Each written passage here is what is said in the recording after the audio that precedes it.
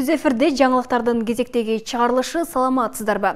Ош шаардык ички иштер башкармалыгынын кызматкерлери Бишкектен синтетикалык баңгизат жасаган лабораторияны таап чыкты. Милициянын маалыматына караганда, ушул жылдын 9 январында Ош шаарынан 20 грамм синтетикалык маңзат катылган күрмөнү алып бара жаткан курьер кармалган. Окуя боюнча тергөөнүн жүрүшүндө синтетикалык маңзат Бишкек шаарындагы лабораториядан жасалганы маалым болгон. Бул факты боюнча кылмыш иши козголуп, атайын иликтөө башталган. Анын натыйжасында Бишкек шаарындагы батирлердин биринен жашыруун лаборатория табылып, далил катары маңзат жасаган шаймандар жана 3 килограмм 324 грамм маңзат алынган. Лабораторияны иштетүүгө шектелип, Бишкек шаарынын Аламүдүн бир кичи районундагы 2003 жылы туулган тургуну жана Келечек конушунун 2004 жылы туулган тургуну кармалган. Фактынын негизинде кылмыш жаза кодексинин 282 беренеси менен иш козголуп, учурда тергөө жүрүп жатканы айтылды. Бишкекте Cadillac Escalade үлгүсүндөгү жол тандабастын ичинен 480 000 сомду уурдап кетишкен. Кылмышка шектүү колго түштү. Бул тууралуу Бишкек шаардык ички иштер башкармалыгынан билдирди. Окуя 26 мартта болгон. Машина Ибраимов көчөсүндөгү унаа токтотуучу жайда турган. Кылмышкер автоунаанын эшигин ачкычтардын топтомун колдонуп ачып алган. Акча барсетканын ичинде болгон. Факт боюнча кылмыш иши козголду. 31 жаштагы шектүү номер 1 тергөө абагына 2 айга камакка алынды. Жогорку кеңештин бүгүнкү жыйынында жер көчкүлөрдүн алдын алуу чаралары боюнча жүргүзүлүп жаткан иштерде өзгөчө кырдаалдар министринин орун басары Акылбек Мазарипов таныштырды. Анын айтымында жыл башынан бери мониторинг жана божомолдоо департаменти тарабынан 438 изилдөө иштери аткарылып, анын 102си жер көчкү процесстерине байланыштуу болгон. Бүгүнкү күндө эң кооптуу делип аныкталган жер көчкү тилкелери Өзгөн районундагы 5, Карагулжа районунда 3, Алай районунда 2, Аксы районунда 3 жана Базар Коргон районунда 1. Кооптуу аймактардан көчүрүлүүгө тийиш болгон 3780 үй бүлө бар. Анын ичинен 1468 мамлекеттик жардам жана жер тилкелерин албагандар. Бирок 2312си мамлекеттик жардам жана жер тилкелерин алып көчпөгөндөр. Кооптуу аймактарда жашаган жарандарды көчүү боюнча эскертүүлөр берилип келет. Мазарипов белгилегендей, башка аймакка көчкөн учурда деле мал чарбасына байланыштуу кайрадан кооптуу аймакка көчүп кетишет. Ошол эле учурда жаңы аймакка көчүп барууда инфраструктура маселеси толук чечилбей калууда. Тойбос компаниясынын продукциясынын өзүнөн жана кошулмаларынан 10 үлгү алынып, изилдөөгө жөнөтүлдү. Бул туурасында Айыл чарба министри Аскарбек Жаныбеков парламентте билдирди. Азыр биздин республикалык лабораторияда текшерилип жатат, ошондой эле Алматыга да үлгүлөр жөнөтүлдү. Тойбос боюнча керектүү иштин баарын алып барып жатабыз, деди министр. Бирок ал жыйынтыгы качан чыгары туурасында айткан жок. Ал эми министрлер кабинетинин төрагасынын орун басары Бакыт Төрөбаев компаниянын жетекчиси принципке туруп бүт жерге Алматыга, Москвага жана башка эл аралык стандарттагы лабораторияларга текшерүүгө берем деп жатканын айтты. Тойбос маселеси боюнча маалымат жума күнү кечинде чыгып жатат, ишемби, жекшемби күндөрү эч ким иштебейт экен. Анан окуя тереңдеп кетти. Биз жетекчиси менен чогуу иштеп келе жатабыз, деди Төрөбаев.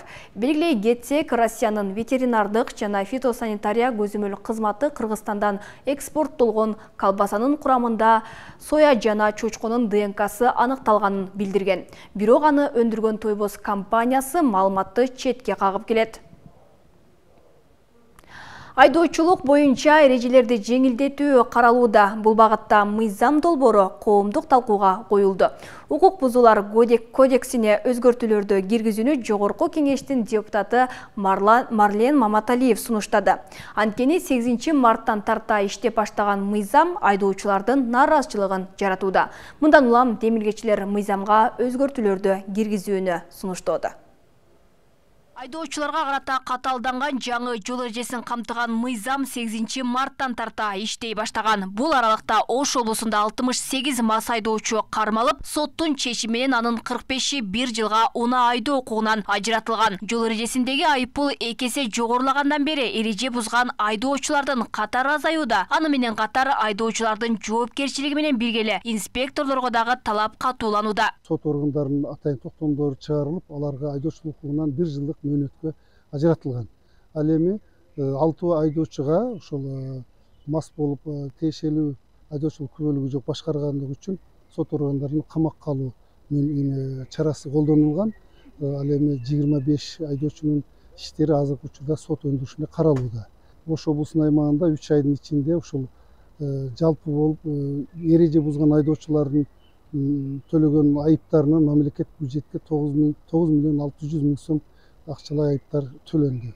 Деген менен жол кырсыктарын азайтууга багытталган мыйзам коомчулукта нааразычылыкты жараткан. Анткени айрым эрежелерге айып пулдун көлөмү көбөйгөн. Көрсөтүлгөн ченемден саатына 40-60 чакырымга ашыр айдаса 7500 сом, 60 чакырымдан да ашык айдаса 15 000 сом айып пул салынат. Бул өзгөрүүлөр өз кезегинде коррупциялык аракеттерге жең ичинен сүйлөшүүгө жол ачат дешет. Коррупцияга сөзсүз жол ачып берип атпайбы? Неге дегенде азыр бир адам түшсө о пул сунуштайсың, чынбы? Эми азыр мисалы эмеш тарап алым келбейт. Одан көрө мисалы 20 000 салган болсо 10 000 берип чыкканың оңураак да. Сүйлөшсөң сүйлөшпөйт эмес булар. Негизи айдап ичип алып айдабаш керек машинаны техникада мисалы үчүн ол зына мен кошуламын. Негизи тескерисинче дагы эки жактуу да бул берсечи.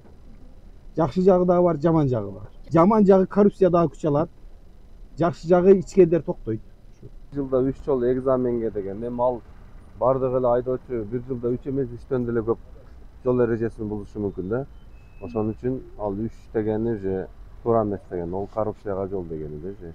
Бул жагдайга байланыштуу каталданган жол эрежесине жеңилдиктерди киргизүү сунушталууда. Бул багытта мыйзам долбоору коомдук талкууга коюлду. Эл өкүлү Марлен Маматалиев ишке кирген мыйзам айдоочулар үчүн бир топ катаал болуп калган деп эсептейт. Анткени 1 жыл ичинде 3 жолу кайталап жол эрежесин бузган айдоочулар кайрадан сынак тапшырууга жөнөтүлөт. Сунушталып жаткан долбоордо 1 жылда 3 жолу эмес 7 жолу катталса сынак тапшыруу каралууда. Жагдай калып калыптыр, эми ал 1 жылда чын айтканда 3 жолу эмес, 5-6 жолу болуп калышы мүмкүн. Кандай сен жакшы айдабай же кандай жакшы аракет кылбай эреже сактаганга. Бирок ушундай учурлар кездешип калышы мүмкүн. Ошон үчүн биз буну 2 эсе көтөрүп коелу эле деген, анткени 1 жылдык болуп атканга ылайык 1 жылда 6 же 7 жолу ошондой тартипти бузса, ошондо гана экзаменди кайра тапшыра турган ыкманы айтып атабыз. Экинчиси болсо, билесиздер, жанагы штрафты өз убагында төлөй албай калуу.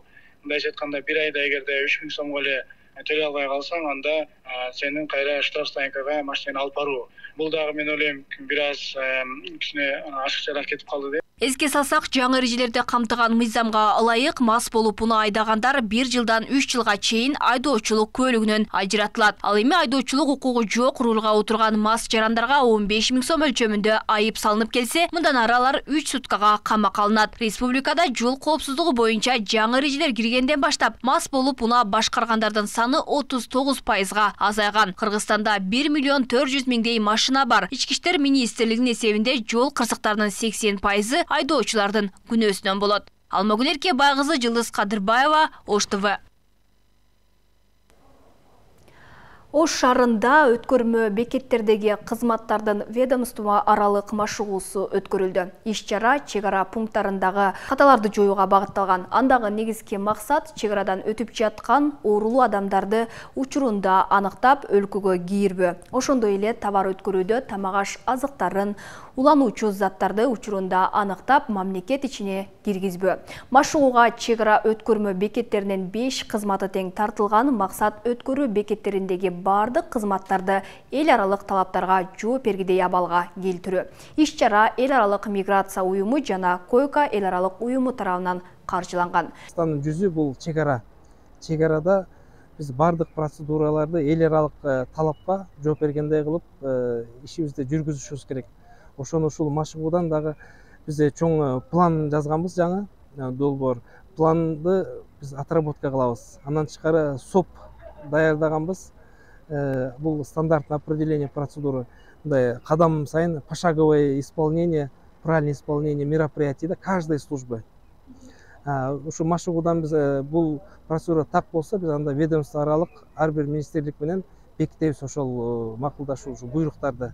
Анан дайыма ошол Ош мамлекеттик окуу жайында Молдо Нияздын 200 жылдык маракесине арналган эл аралык конференция өтөт. Бул тууралуу Мурас фондунун төрагасы, белгилүү тарыхчы, публицист, журналист Кыяз Молдокасымов, белгилүү укукчу, журналист, коомдук ишмер Нышанбек Кочкоров жана Молдо Нияз Мурастары коомдук фондунун мүчөлөрүнүн Ош мамлекеттик университетинин ректору Кудайберди Кожобеков менен болгон жолугушуусунда айтылды.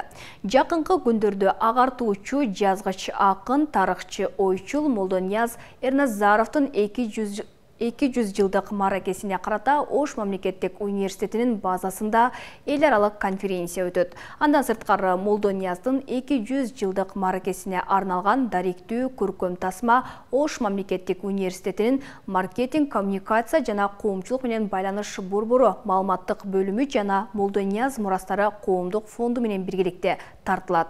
Учурда даярдык иштери башталды. Мына ушундай кабарлар күндүзгү жаңылыктардын негизги топтомун түздү. Кайрадан эфир аркылуу амандашканча саламатта калыңыздар.